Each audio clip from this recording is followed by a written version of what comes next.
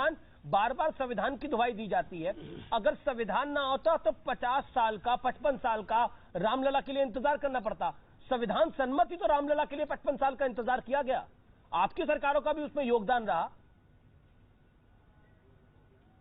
देखिए अमीर जी, ऐसा है, ये पहले भी मैंने कहा और आज भी मैं कह रहा हूं, ये मुल्क जो है ये बहुत ही खूबसूरत मुल्क है। और ये मुल्क की सबसे बड़ी खूबसूरती ये है कि ये मुल्क संविधान से चलता है, आस्थाओं से नहीं चलता है। और वो संविधान की हम सारे लोग इज्जत करते हैं। नो डाउट कि यही गंगा जमुनी तहजीब है और यही हमारी कौमी एकता है। और यही कौमी एकता इस देश को मजबूत करता है अखंड करने से। सबसे पहली बात तो समझिए। दूसरी बात मैं बताना चाहता हूं, अबू आजमी कौमी एकता का बातें अबू आजमी आपके नेता, वरिष्ठ नेता कौमी एकता को मजबूत कर रहे हैं। जब वो कहते हैं बीजेपी के मुंह पे खून लग गया है, क्या चाहती है बीजेपी? सर मैं तो नहीं, आपके नेताओं के मुंह पे खून ही नहीं लगा है, किसके मुंह पे लगा हुआ है? सर नहीं, आप कौमी एकता की बात करें, संविधान की बात करें। जब एसटी हसन नहीं सुनना पड़ेगा सर, आपको सवाल तो सुनना पड़ेगा ना मेरा। जब एसटी हसन और बर्क साहब जिस तरह के बयान देते हैं, वो भारत के संविधान संबंध बयान देते हैं। Answer me this. और ये क्या संविधान सम्मत काम नहीं हो रहा कि अगर हिंदू पक्ष कोर्ट में जाकर, हिंदू पक्ष वहां पर जाकर दंगे करने लग जाए, वो गलत होगा। लेकिन हिंदू पक्ष अगर कोर्ट में जा रहा है तो ये कहा जा रहा है ये ड्रामा खड़ा करा जा रहा है, रियल मुद्दों से ध्यान हटाया जा रहा है। क्यों ये मुद्दा नहीं है इस देश के अंदर? अगर वहां पर शिवलिंग है, वहां पर वजू हो रही है, तो ये क्या मुद्दा नहीं है समाजवादी पार्टी के लिए?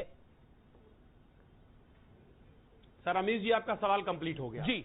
आपने कहा कि अबू आसिम साहब ने ये कहा था बीजेपी के मुंह में खून लग गया। मैं कह रहा हूं खून ही नहीं लगा, बीजेपी को संजीवनी मिल गई। जिस तरीके से आज देश भटक रहा है तमाम समस्याओं से, तमाम बड़ी बड़ी समस्याएं हैं, संजीवनी मिल गई। क्योंकि आज देश को जवाब नहीं देना है, क्योंकि मुद्दे से कहीं ना कहीं बड़े स्तर पर भटकाया दिया जा रहा है। आपको बता दूं, लेकिन एक बात, ये देश समझ रहा है कि ये संविधान से देश चलेगा और उसके साथ साथ जो भी कोर्ट का फैसला होगा। मैं देख रहा हूं पिछले 2 दिनों से जो बहस हो रही है, साहब सुप्रीम कोर्ट के ऑर्डर पे हो रहा है। भाई सुप्रीम कोर्ट ने ऐसी क्या बात कह दी? सुप्रीम कोर्ट ने कहा साहब ये मालिकाना हक की लड़ाई नहीं है, पहला सवाल कहा साहब।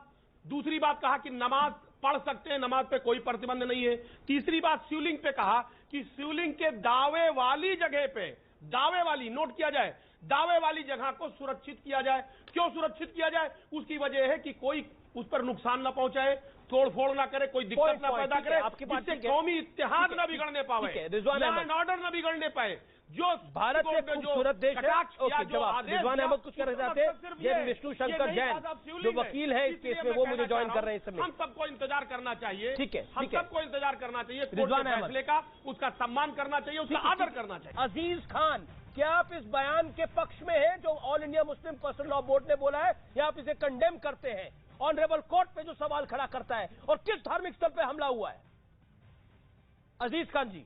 देखिए Amir ji, All India Muslim Personal Law Board जो है वो एक संगठन है, एक संस्था है। वो उनके प्रवक्ता उस बात को बताएंगे कि किस परिप्रेक्ष्य में कहा और मैं बिल्कुल आपसे उनकी राय नहीं ले रहा, मैं आपसे पूछ रहा हूं कि आप इस बयान के साथ हैं या खिलाफ हैं? सर मैं कह रहा हूं ना, देखिए हमने कह दिया, पहले भी कहा और आज भी कह रहा हूं कि समाजवादी पार्टी इस मुल्क के संविधान पर विश्वास, संविधान से तो काम हो रहा है। ये तो सुनिए मेरी बात, मुसलमानों की फेवर में फैसले करें। आपको लगता नहीं है ये संविधान सम्मत काम नहीं करते? आपको ये बोलने में क्या गुरेज है कि ये गलत कह रहे हैं? मैं कह रहा हूं ना, अदालत जो कर रहा है वो बेहतर कर रहा है। अदालत के किसी भी फैसले का हम कोई कटाक्ष नहीं कर सकते। तो बोलिए, अदालत जो कर रहा है वो गलत कह रहा है, करके कर रहा है और बेहतर कर रहा है, उस पर मेरा कोई कमेंट नहीं है। और रही बात ऑल इंडिया मुस्लिम बोर्ड गलत कह रहा है, आपको कंडेम करना चाहिए। उसका क्या कि आप अदालतों पर सवाल उठा रहे हैं। पहले राम मंदिर के फैसले से पहले आपने कहा कि जो सुप्रीम कोर्ट फैसला नहीं। अजीज खान, क्या आपको लगता नहीं है कि समाज, बीजेपी तो खुले तौर पर कह रही है कि इसमें भावना को दिखाना चाहिए, सद्भाव दिखाना चाहिए, और अगर वो शिवलिंग है और जैसा प्रतीत हो रहा है वो शिवलिंग है, उसको हवाले कर देना चाहिए भाईचारे के नाते? आप भी इस मांग के साथ हैं बीजेपी की?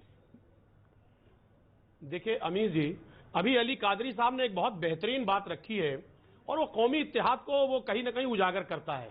उन्होंने एक बात कही कि हमारे देश के जो सर्वमान्य प्रधानमंत्री हैं, जिनकी बात को सब लोग सुनते हैं बड़ी गंभीरता से और अमल करते हैं, वो क्यों नहीं सभी धर्म गुरुओं को इकट्ठा करते हैं, सभी धर्म संप्रदाय के जो धर्मगुरु हैं उनको एक प्लेटफॉर्म पे बैठा करके उनसे बाकायदे शांति वार्ता करके समझा बुझा करके इन ऐसी समस्याओं को वो हल करें, क्योंकि यही समस्या नहीं है, इसके बाद दूसरी समस्या भी है, ताजमहल भी है। सुनिए मेरी बात कंप्लीट होने दीजिए, समझाएंगे कैसे? सर सुनिए मेरी बात, अरे अमीर जी बहुत इंपॉर्टेंट बात कह रहा हूं, मेरी बात कंप्लीट होने दीजिए।